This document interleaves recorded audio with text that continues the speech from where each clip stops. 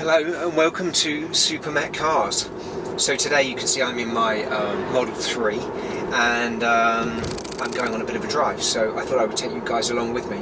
So I'm heading out of London and I'm going to be heading up to Hull today, and it's a particularly nasty day in the UK, grey weather and not particularly nice. So I thought I'd show you a bit of a look around from a slightly different angle, because you're looking from behind, straight forward, so you can see everything that I'm doing inside the car. So you can see obviously quite a Spartan cabin in here. At the moment, I've got the sat-nav. It's not operational, but it shows where I am with Google Earth, so it's really rather nice that I can zoom in, I can see where I'm going, and change the orientation around, which is fantastic. Makes it very useful sometimes if you can't find where you're going. You can just locate a building, and hey presto, there you are. So then we've also got the music down here, so you can see Spotify is running, and you can go through your library, or you can go into new releases just as you would on your application on your mobile phone. Which is great.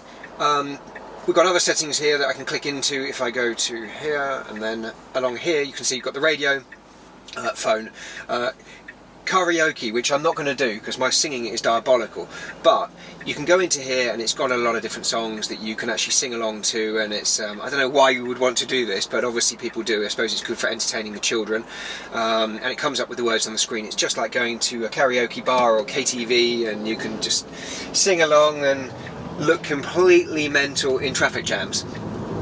So then you've got TuneIn, and TuneIn has got all the different podcasts, and you can select what you want, and that's on a subscription service. They do a free service, but it wasn't as good. It had lots of adverts and things, and then it goes back to Spotify. But you've got some really nice features in here. For instance, if I'm a bit cold, it's 21 degrees at the moment, I can hit this button here, which is a picture of a fan. That brings up your air conditioning, and you can see what the AC is doing at the moment. And I can then move it around, and I can guide it how I want it to be. It's really intuitive because everything is happening off this large bar that you can see behind this screen and along this central section of the dashboard. It's very ingenious. I've never seen it done like this beforehand. I've actually seen other companies that are now doing a similar thing, and they appear to be copying, but it's because it works. It works so well. And within here, I've also got seat heating, because this is the premium pack on this car. It's called the long range model, which means it's got the bigger 75 kilowatt battery with a motor at the front and a motor at the back. And it's churning out, you guys will know this better than me, I think around 440 horsepower, I believe. I might be wrong, I need to check. I'm quite new to this electric scene, and but it works pretty well. So that's there. Comes with electric seats, but in the back of the car as well, which I always think is ingenious. So you can just click it and it switches these seats on, and then you can roast your passengers in the back of the car, which is something that you only really get in extremely premium vehicles, such as sort of the Lexus, the big Lexus, the Mercedes S-Class, and the big BMWs. So, nice feature that is included within the premium pack, and you're not having to pay extra for it. I believe on the short range model, so that they call it the short range plus, you actually have to spec this up, and you would have to start adding these items, but you know, it is the lower car. I wanted originally the performance car, which is the very fast version of this one, but I couldn't actually get hold of one, so I tried my best, and they couldn't get me one in time. So I plumped for a pretty basic car, but in the highest specification anyway, so I didn't add anything to it. The car is in its original white colour. I don't mind white. I don't think I've ever owned a white, well, I have owned a white vehicle, a Honda Prelude 2.2, but many years ago. That was about 25 years ago, was one of my first cars, and I'd always sort of looked at the Porsches in white. I thought they looked quite pretty in white, but it always ended up as black Porsche or navy blue Porsche, and you know, it never changed. But you can see here, this is your main sort of driver's display. So you can see the speed limit up on the top. You can see I have 83% of battery, which is shown here, just like an iPhone. I mean, this is basically a driving iPhone. It updates itself like an iPhone when it connects up to Wi-Fi. It adds new features. It removes features that aren't working. It is a clever piece of technology that happens to be within a motor car. So I take my hat off to Tesla. They really have pushed the boundaries. I've been told that somebody when these first came out about a year ago, suddenly added it to their Wi-Fi network at home. They told the car to update because it was wanting to update, and they had 30% extra braking power overnight off an app. It's phenomenal. So the car effectively updated its software package, and then it gave extra braking performance. Now, as it is the other day, there was an update done, and this little round dot here is a rear view camera. So if I click this, you'll see this screen has just changed. Now I can see the rear view here, that's what's going on behind me at the moment. Now these two, this is my side camera on the left side, and this is my camera on the right side. Now what they're doing is, they're effectively showing me what I see in my wing mirrors, but slightly taking away a blind spot as well. So if you're reversing, this is what comes up, and you can see what is down next to you, a curb or a bollard, or maybe a person on a bicycle. You can see that actually displayed on the side, which is ingenious. But this is now recording as well, so I can't do it at the moment because I'm actually driving, but once the car's in park, this little button up here, which you may be able to see or may not, is a little picture of a camera with a red dot in it. That's the dash cam, and that is recording all the time. So it's recording from a camera just up here, it's recording from one just below the boot above the number plates, it's recording on the two side cameras, and literally everywhere you go you've got 4 screens of footage. So if you were hit in a car and somebody sideswiped you or pulled out on you, the cameras potentially would pick this up, which is obviously very good for your insurance companies. So you would be able to then argue the toss and say, you know, it wasn't my fault, or maybe it was your fault, and then you keep quiet that you have all the cameras, I would imagine, but it's each for their own. So it's a clever piece of tech, and it shows the way cars are going to be moving forward. You can also see on this display, it shows me my speed limit, so I can see it's 40 miles an hour. I'm within the speed limit, 31 miles an hour at the moment. Lots of traffic in London, so I'd rather not get a ticket. And then here, this is my Tesla, so you can see it's in white, and it looks just like my car. The solid line on the left hand side is, I don't know if you can see, the red line on the street on the left hand side of me, and these moving lines are the white line, which is broken in the centre of the street. We've got a lorry that's going to be coming past us, I think, if I slow down. I don't want to hold traffic up, but let's go a little bit slower. And then I think on the right hand side of my car you will see a lorry. Here he is, and it's just about to come past, which you can now see coming past me. Probably you can see this as well. It's very clever. It knows exactly what's going on. Now we're also coming up to a set of traffic lights, but actually we're going to be a little bit far away from them. So if I move into the middle lane, then in a minute you may see a red traffic light, but I don't think the cameras can see the lights at the moment. So normally what would happen is you would see traffic lights coming up, it would know there's a junction, it already just did recognise that there was an arrow on the road, so if you're at the front of a queue you can tell if you can turn right in that lane because you can actually see the arrows on the street and you can see the line to say you've got to stop here. It loves a traffic cone, which you may have just seen. There's a traffic cone in the distance in the petrol station over to the right hand side, and it's actually picked up on 2 of them. Now they must be 150 feet away, no, maybe 120 feet away from me. Those cones are going to move down, and you can see on the screen the arrow to the right and the arrow going straight forward. And the green lights have just flashed up, so I can see that it was okay for the car to go. Now the reason they've done this is the technology is moving at such a pace now that when autopilot is fully allowed and you are allowed to have your car driving autonomously, and it is legal in the UK, which it is not at the moment, the car will be able to recognise traffic lights, it will be able to recognise stop signs, pedestrians, lorries, other traffic, and it will also be able to notice traffic lights, so it would stop at a red traffic light or it would go at a green traffic light.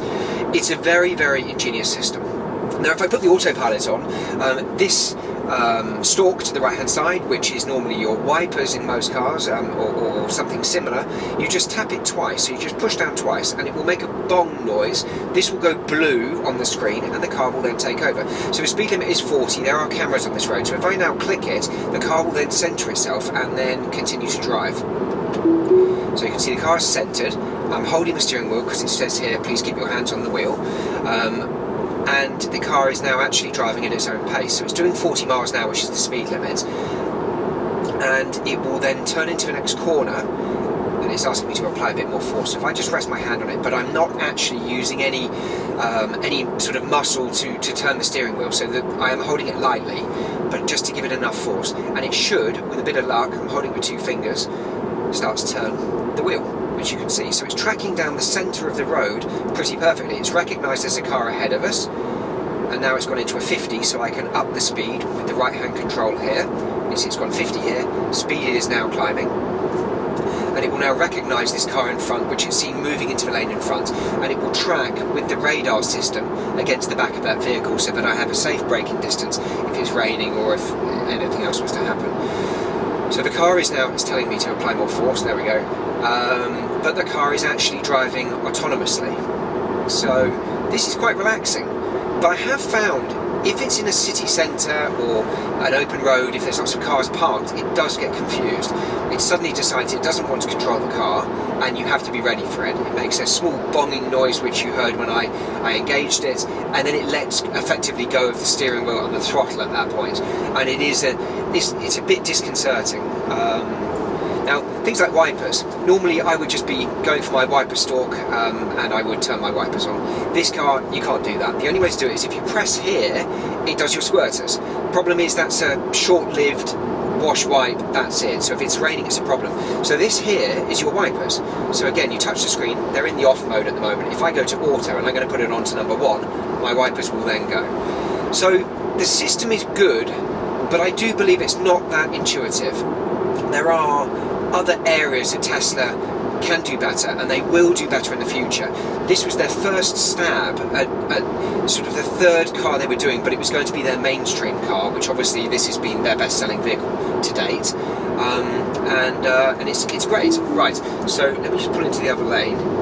So you can see autopilot steering disengaged when I did that, but then my speed kept going. Again, it doesn't tell you this anywhere, but it's something when you indicate, it disengages the steering, but my car is still doing 50 miles an hour, unless I tell it to do something different. So if I re-engage it, you can see the light has come back on, we're now on autopilot. I am hands-free, but I'm holding the wheel, and I'm concentrating on the road, because at times, I imagine, let's say you're on a motorway and you're doing 70 miles an hour, you're in traffic and suddenly there's a problem in front. I don't know if I would allow this system to completely autonomously look after the car. So we're coming up into 70 now, so I can let the car just motor along of its own accord. I'm actually going to have to pull out and get into a different lane because there's a lorry coming.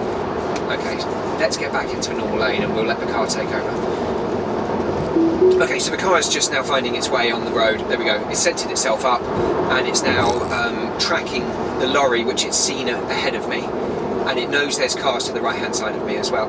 It's a clever system, but you do need to be a little bit aware of it. It's it could catch you, I think, and I think people that aren't maybe very confident drivers, and I also think people that are very relaxed when they're driving, maybe they've driven too far and they've been using autopilot, that's where this could be a real issue.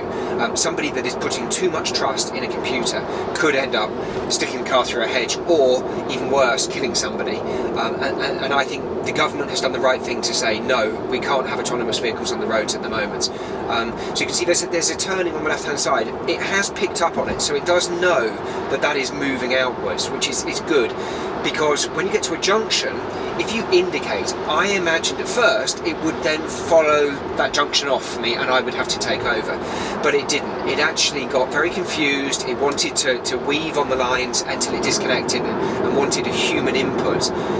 So this is just a small drive. It's just really to show you a little tiny bit about the car. I am very impressed with it. I mean, obviously, I have a few other niggles with the vehicle, which I'm not so keen on. I don't really like the bodywork on the car. I think the panel fit isn't particularly great. The paint finish, I don't think is particularly fantastic. The acceleration is phenomenal. I have a Go Draggy system, which I will do another video, and I will show you some acceleration runs that I've done from 0 to 60, 30 to 60, 30 to 70, 30 to 50, 50 to 70, and then I've done 60 to 0. I've also done a quarter standing mile, and I've done an eighth of a mile as well. The car does exactly what it says. When the manufacturer Tesla has put out, this vehicle will accelerate in 4.4 seconds to 60. It really will. The average man or woman in the street, if they want to try it, I guarantee they will get about that figure, give or take 100th of a second, 200th of a second. And I was very impressed to see that, because so often people quote numbers. For instance, my Audi RS3, that has been tuned, and that is sub 4 seconds to 60 because it's been tuned, but it's quite difficult to get there. The launch control's a bit of a faff, and you've got to really want to do it, if I'm honest, and plus you've got gears to worry about. You can let the gearbox do things, but this is seamless. It has 2 electric motors and a controller, so the controller is nothing more than something moving around. It doesn't even move, it's electronic. It's a digital way of applying speed to the electric motors, which is wonderful. And a car can't have that. It has fly-by-wire, or it has a wire going to a carburetor or to a fuel injection system. So seriously clever stuff. But there's going to be many more videos. Please comment, please tell me what you would like me to be talking about, because I do understand the engineering behind the cars, but I don't really talk about it because I think it gets boring and people don't necessarily want to know about it. But we could do that if you wanted to. I would like to get this on a track at some point so we can see how this acts on a track.